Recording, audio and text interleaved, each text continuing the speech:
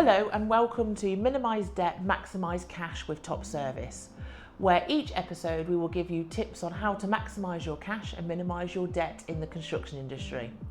My name is Emma Reilly, Top Service's CEO, Fellow of the Chartered Institute of Credit Management and current Advisory Council member representing trade credit. In this episode, one of our members, a leading supplier of cement and concrete products, explains how they implement late payment interest charges with their customers. The questions are asked by Philip King, our non-executive director. This is taken from a joint webinar we ran with the CICM about charging statutory late payment interest. Imposing late payment interest and compensation isn't something that all companies do. Many of the companies don't want to do it because they don't want to lose a customer and they think there's a possibility of an ongoing relationship and so on. So Nicola, what led you to do that? I think it's been with Cemex, we've certainly charged for quite some time, but I think there was a little bit of an onus historically as to the costs that were involved with legal action. So we may have just handheld for a period of time rather than pushing letter before actions or legal actions that we do now. And unfortunately, historically, we would see bad debt filtering through or problems with the accounts, etc., where we may have to write off debt. We actually sat down with our partners at the time and said, look, we've got this portfolio of accounts here. These are the average debtors days. What can we do? And that's when we were given the guidance regarding the late payment compensation. So in the first instance, we started looking at letter before actions with just the charges that Paula mentioned there, with the 70, the 40 and 100. And we started to see some movement with those fees coming in, and we were less, I suppose, afraid, less negative at pushing those cases forward for legal action because it wasn't a cost to the department. It's not a cost-making exercise, but it also allowed that little bit of leniency towards taking legal action that maybe we wouldn't have seen before. Okay, thank you.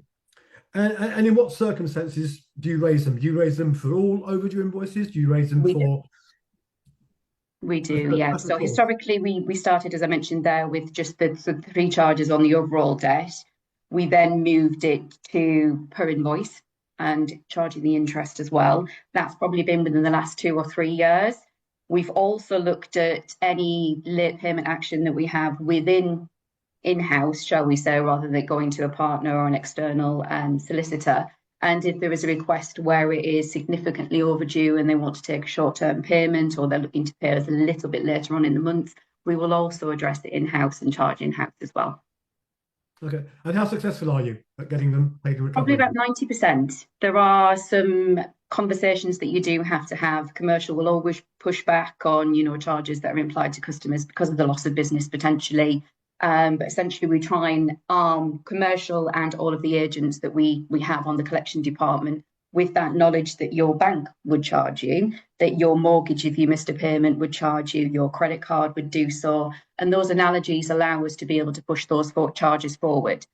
Similarly as well, we advise from the first point. So any letters that were saying your account is being placed on hold, we would say, you might actually have these charges applied. So I'd say we're probably about 90% effective, and then 10% we might have conversations where we are reducing the charge or we're coming to some negotiation moving forward.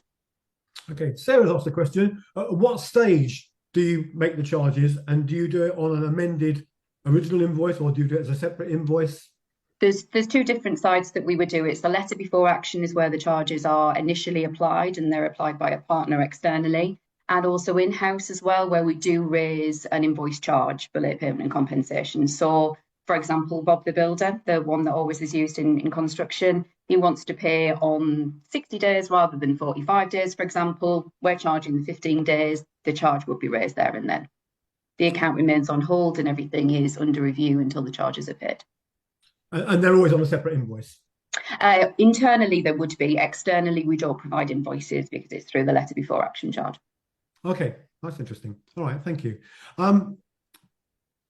Alison's asked whether there are any plans to increase the statutory charges, the 40, 70, 100. I don't know the answer to that, but I do know that in the consultation that was issued last July, which Paula referred to, it wasn't mentioned in there. And government is promising a response to that consultation sometime in the next sort of month or two. And I'm not aware of any changes to that.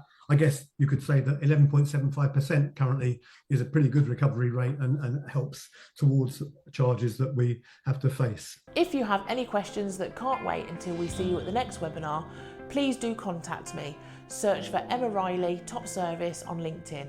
The correct spelling of my name is in the podcast episode notes. Also, do subscribe wherever you get your podcasts so you never miss an episode. Bye bye from Top Service.